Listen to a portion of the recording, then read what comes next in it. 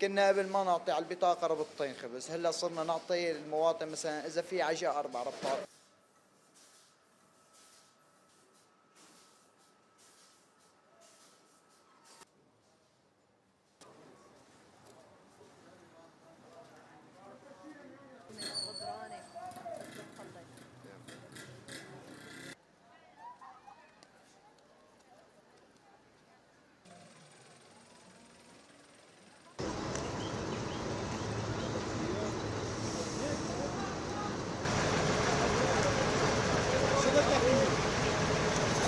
شو بتشتغل هون؟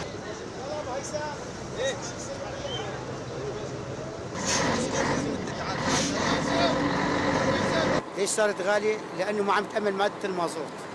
مادة المازوت هي اللي شلت حركتنا. لو متأمن المازوت يرجع الراكب أموره عادية وجيدة جدا. هلا بدك تعمل معه مقابلة كمان. هذا الباص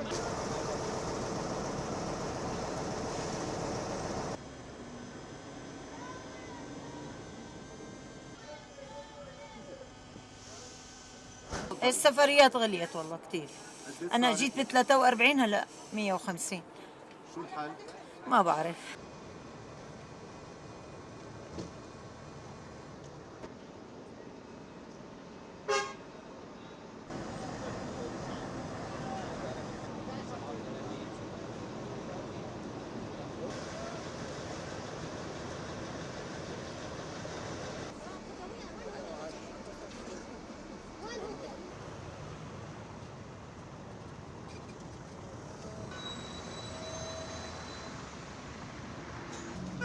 هذا السيد باب صلى موزع هذا.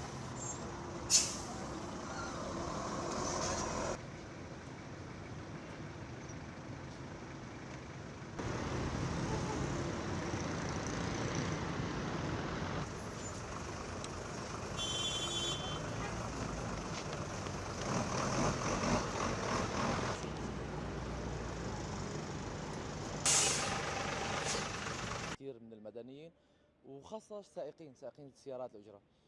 خلينا نشوف من هدول السائقين شو الشيء اللي صار معهم، نشوف شو هي أسعار المحروقات وشو هي مطالبهم. متوفر بالشارع فقط، يعني بالكازيه ما بيعبوا لنا غير على البطاقة، أما بالشارع في كثير وحر قد ما بدك بتعبي بالشارع. اسعار المواد الغذائيه كانت طالعه بشكل جنوني. تمام. الحمد لله هديت هلا شوي الاوضاع، رجعت العالم تفتح محلاتها. ان شاء الله تكون حركه البيع اكثر من هيك.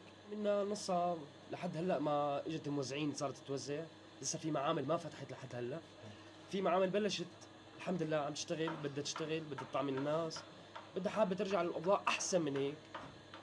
وان شاء الله الاسعار تنزل اكثر من هيك، يعني يرجع الدولار لسه لل 5000 وراه، نحن راضيانين فيه 5000 ليره. يعني بالأول عدم بكل معنى الكلمة. يعني تصور نحن وصلنا لمرحلة ما عدنا نعرف ناكل ونشرب. هذا الحكي بالنسبة إلي، يعني أنا الحمد لله عندي 4 أولاد، 3 منهم عم يشتغلوا، أنا الرابع، ويلا.